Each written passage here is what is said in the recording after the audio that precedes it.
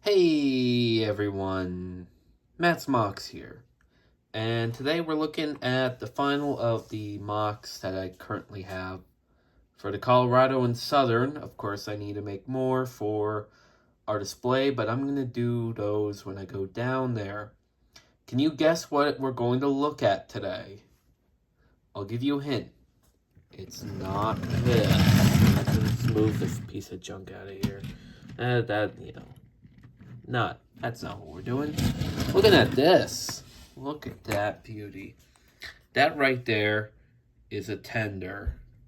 It's not complete, but it is a tender for the Auto and Southern. Yeah, I'm kidding.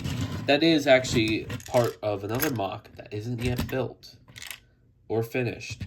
Or I don't know, I might not even finish this one. I'll just build more. We are indeed looking at my version of the Colorado and Southern number 9. Little quick history for you. The 9 here was originally built for the Denver, South Park, and Pacific. I forget what number it was supposed to be, but it was made by Cook, one of the legendary builders of locomotives. And it went all the way through until the Colorado and Southern decided that it's going to be their number 9. And that's why it is number 9. And the number is falling off. This locomotive still exists today. If you're a Colorado foamer, you should know this.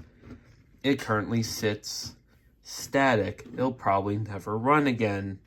And boy, has it been butchered. So as you can see, it does have a tendency to tip over.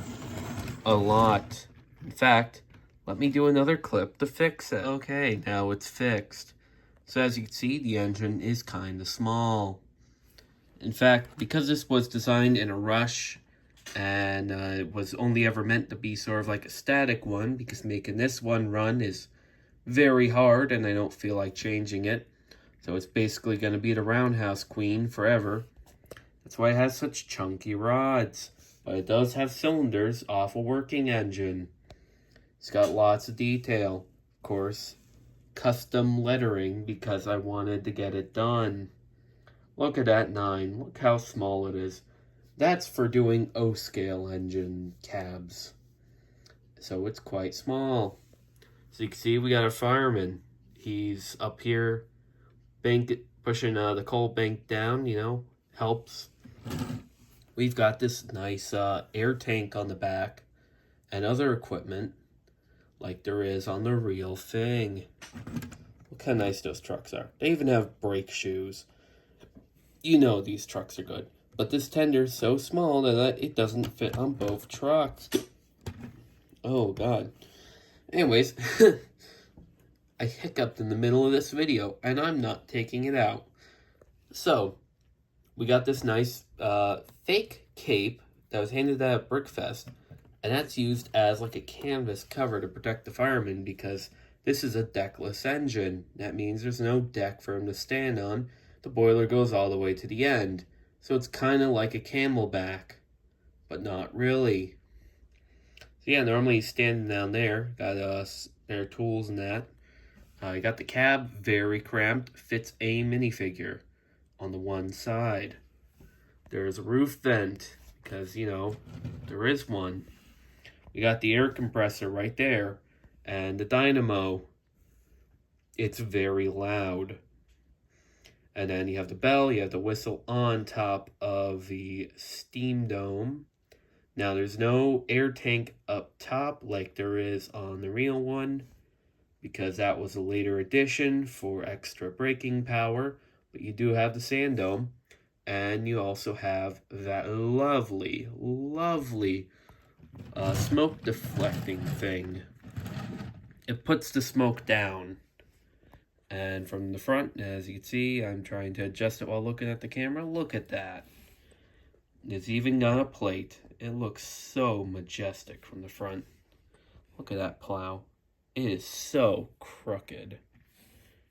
It's still crooked. Yeah, you could tell this engine was built by me.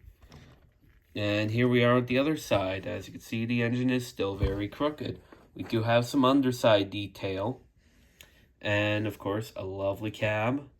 Got the air tank on this side under the walkway, the Baldwin Builders plate, and look at that pipe come down. That right there is actually rubber pneumatic hose from the Technic line that's been cut to fit. And it just looks so good. That's why I put this locomotive on display all the time. And as you can guess, it's quite simply built. So you saw this part just comes off, as does this. Well, actually now it doesn't want to come off. But the whole cab just comes off. And you could do this with it. It's very cleverly designed. And there's the frame. Because it's a 7-wide cab. Because 7-wide looks so much better in narrow gauge. But yeah, that right there is Colorado and Southern number 9. And it's in better shape than the real one. And here's the other tender that normally sits in a roundhouse. So anyways, now you know how to build one, kinda. Maybe. I don't know. Did you learn anything? That's up to you to decide. You should comment down below. If you watched it this far, comment bananas. Anyways, like, do that, and subscribe. Why is my camera? There we go. Subscribe.